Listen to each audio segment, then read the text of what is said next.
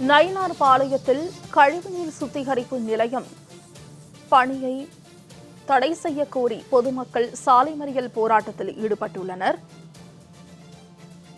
கழிவுநீர் சுத்திகரிப்பு நிலையம் அமைக்கப்பட்டால் தொற்று நோய் பரவும் அபாயம் இருப்பதால் பொதுமக்கள் சாலை மறியல் போராட்டத்தில் ஈடுபட்டுள்ளனர்.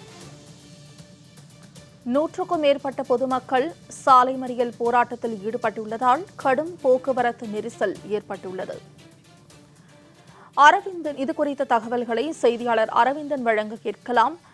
அரவிந்தன், சாலை மறியல் போராட்டத்தில் பொதுமக்கள் ஈடுபட்டுள்ளனர். இதுகுறித்த முழு விவரங்களை பதிவு செய்யலாம்.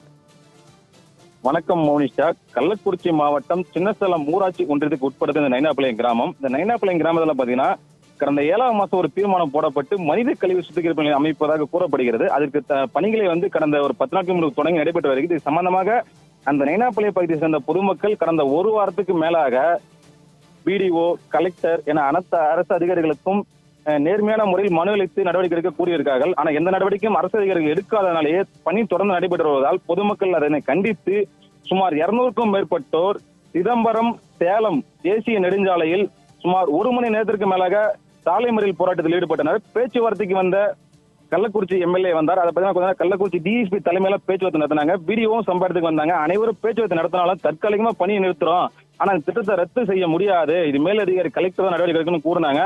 இருந்தாலும் இப்போதைக்கு பணியை நிறுத்தினால பொதுமக்கள் சாலை மறியல் போராட்டத்தை கைவிட்டு இருக்காங்க.